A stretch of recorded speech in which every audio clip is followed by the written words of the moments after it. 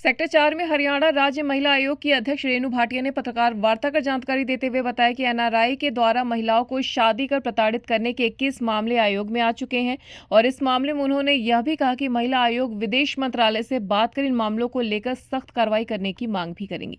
उन्होंने कहा कि ऐसे कई मामले हरियाणा से सामने आते हैं जो युवक लड़कियों से शादी कर विदेश चले जाते हैं और वहां पर दूसरी शादी कर लेते हैं। ऐसे युवकों पर कार्रवाई करने की महिला आयोग तैयारी कर रहा है। हरियाणा राज्य महिला आयोग की अध्यक्ष रेणु भाटिया ने बताया कि हरियाणा में अब तक 21 ऐसे मामले उनके संज्ञान में आ चुके हैं जिनमें व्यक्ति ने लड़की से शादी कर विदेश चले गए और उसके बाद वहां पर दूसरी शादी कर ली या फिर लड़कियों को यहीं छोड़कर खुद विदेश जाकर लड़की को प्रताड़ित करने का काम कर रहे हैं। इन सभी मामलों में हरियाणा राज्य महिला आयोग गंभीरता से कार्य कर रहा है। उन्होंने बताया कि जितने भी मामले सामने आए उनमें से 18 लड़कियां तो ऐसी हैं जिनके बच्चे भी हैं और ऐसे में लड़कियों का क्या गुनाह है। उन्होंने कहा कि इस मुद्दे को विधानसभा और साथ ही विदेश मंत्रालय में भी उठाया जाएगा ताकि ऐसी लड़कियों को इंसाफ दिलाया जा सके।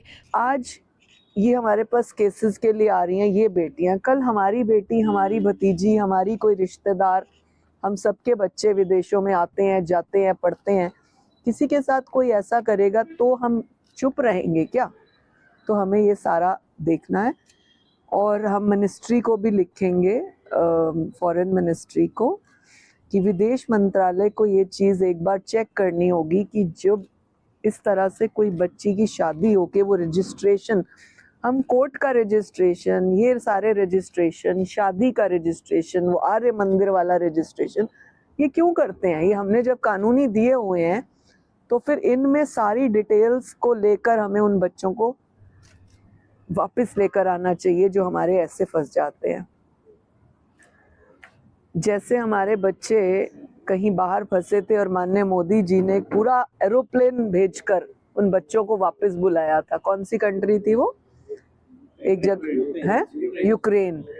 ये यूक्रेन से भी बुरी बात है कि हमारी बेटियां वहां फंस जाती हैं या लड़के उनके साथ शादी करके उनको प्रेग्नेंट करके या बच्चा पैदा करके वहां चले जाते हैं। जो करनाल का या एक और केस आया था जो बहुत वायरल हुआ, उसके लिए बहुत सारे आपके पत्रकार साथियों ने मुझे बहुत दुआएं भी दी, अप्रिशिएट किया कि ये प्रॉब्लम कोई लेता नहीं है, हमें लेनी चाहिए। लेकिन कुछ लोगों ने, उन दिनों में वो अतुल का केस हुआ था तो बहुत लोगों ने मुझे ये भी कहा कि ये लड़का मारना चाहती है माँ बाप। वही माँ बाप मेरे पास स्वयं आए हैं, उन्होंने ही 1 महीने के अंदर अपने बेटे को अब बुलाने का कहा है। दैट मीन्स कहीं ना कहीं वो गलत थे। एक केस तो हमारे पास ऐसा आया कि अभी हमने कंप्लेन ही नहीं ली और लड़का जापान से वापस आ गया। दैट मीन्स उसको पहले ही पता लग गया कि कंप्लेंट होगी, माँ बाप को पकड़ा जाएगा, पूछा जाएगा। देखिए, हम सबके माँ बाप की इज्जत करते हैं, हमारे भी माँ बाप हैं, लेकिन ऐसे माँ बाप जो उम्र का हमें हवाला देते हैं कि हम बुजुर्ग हैं, सीनियर सिटीजन्स हैं, और यहाँ तक कह देते हैं हमें कई माँ बाप जब हम उन्हें बुलाते हैं कि हमारे बच्चे तो हमसे बात ही नहीं करते। ऐसा कभी पॉसिबल है कि आपका बच्चा आपसे बात नहीं करता? मान लिया 15 दिन 20 दिन आपके बच्चे की आपसे बनती नहीं तो शायद ना करता हो, लेकिन जब आपके कंसेंट से आपका बेटा गया है और आपसे वो बात कैसे नहीं करता? आपके फोन्स चल रहे हैं, उसके फोन चल रहे हैं, लड़की के फोन ब्लॉक है। ऐसा क्या हो गया? मैंने उसी टाइम जब उस लड़के के फ़ोन नंबर्स हमने ट्रैक करवाए, माँ बाप के नंबर, कि किस नंबर से वो अपने माँ बाप को फ़ोन करता है, क्योंकि जो पत्नी के पास नंबर है उससे तो बातचीत ही नहीं होती है। तो जब हमने ऐसा ट्रैक किया, नंबर्स हमारे पास निकले, तो पता लगा कि फ़लाँ नंबर से बात करता है, फ़लाँ कंट्री में है। पोर्चुगल का एक लड़का जिसके साथ मैंने खुद वीडियो कॉन्फ्रेंस करी फिर, और अब हमने उसे 1 मंथ का टाइम दिया है, क्योंकि ऐसे केसेस में अगर आप पत्नी को छोड़कर गए हो या उससे नहीं चाहते, वहाँ दोबारा शादी कर रहे हो, वहाँ अपनी फैमिली बसा रहे हो, तो ये तो एक सरासर अन्याय भी है और कानूनी गैर कानूनी है। 21 जो कि मेरी वायरल वीडियो के बाद आए हैं। मैं आप सभी पत्रकार साथियों के माध्यम से हाथ जोड़कर, यदि मेरे शब्दों में सख्ती है, गलती है, तो मैं हाथ जोड़कर माफ़ी भी मांगती हूँ। लेकिन मैं अपनी बात पर कायम हूँ कि ऐसी बेटियों को हम न्याय दिलाएंगे। और जो लोग इस तरह की भाषा का प्रयोग मेरे व्हाट्सएप पे, मेरे फेसबुक पे, मेरे इंस्टा पे, मेरे मैसेंजर पे कर रहे हैं कि मैं कानून से खुद को बड़ा समझती हूँ या ऐसा या वैसा, इन बेटियों की आवाज़ कौन सुनेगा? ये मैं आप सब पत्रकार बंधुओं से पूछना चाहती हूँ।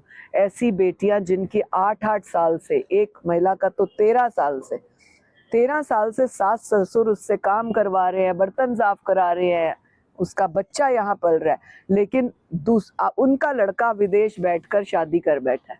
तो ये कहाँ का न्याय है? लगातार बढ़ते जा रहे हैं। ये पूरी लिस्ट हमने तैयार की है, जो कि मैं कल के प्रोग्राम में बोलने वाली हूँ। और हमने कुछ बेटियों को भी बुलाया है जो अपनी बात स्वयं रखेंगे।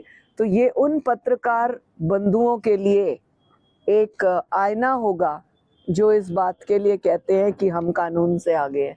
हम कानून से कभी भी आगे नहीं हो सकते। भारतीय कानून का मैं सम्मान करती हूँ, आदर करती हूँ, अकॉर्डिंग चलेंगे, बट इन बेटियों की आवाज कौन सुनेगा? हरियाणा भाजपा के प्रदेश अध्यक्ष मोहनलाल बड़ौरी पर लगे रेप केस मामले में हरियाणा राज्य महिला आयोग की अध्यक्ष रेणु भाटिया ने कहा कि महिला आयोग की तरफ से सभी आमंत्रित हैं और अपनी बात रख सकते हैं, लेकिन कोई आना ही नहीं चाहता तो उसमें हम क्या कर सकते हैं। उन्होंने कहा कि हमारे से पीड़ित लड़की के द्वारा कोई भी संपर्क नहीं किया गया है। उन्होंने कहा कि ऐसे कई मामले सामने आ चुके हैं जिनमें लड़कियां खुद सामने नहीं आना चाहती। ऐसे में महिला आयोग कैसे संपर्क करें? हमने इसके लिए एक प्रयास किया है छोटे से सिस्टम का कि हम हर औरत को अपना एक फ्रिज मैग्नेट दे रहे हैं। अक्सर जब हम औरतों से पूछते हैं तुमने हमें कॉल क्यों नहीं किया, हमें मेल क्यों नहीं किया, हमें मैसेज क्यों नहीं किया, तो कहते जी हमें नंबर नहीं मिला आपका। हमने वेबसाइट्स अपनी हाईलाइट करके रखी हुई हैं, हमारे नंबर सारे चल रहे हैं, हमारे 2 आयोग सखी के नाम से व्हाट्सएप भी हैं, परंतु हम हर बच्ची को, हर औरत को एक फ्रिज मैग्नेट देना चाहते हैं जो बिल्कुल उसके फ्रिज पर लगा होगा। जैसे ही कोई प्रॉब्लम उसे पता लगेगी, मेरी, आपकी, किसी फ्रेंड की, किसी जानकार की, तुरंत फ्रिज से वो नंबर देखा, मेल किया या क्लिक किया और आपको भेजा, जिसको सहायता की आवश्यकता है उसको भेज दिया। ये जो महिलाएं आ रही हैं, ये जो 2200 टीचर्स आ रही हैं, ये पूरे हरियाणा के हर जिले की 3-3 टीचर्स हैं, हर आमंत्रित है। अब कोई आना ही नहीं चाहेगा, उसको हम क्या करेंगे बताइए आप?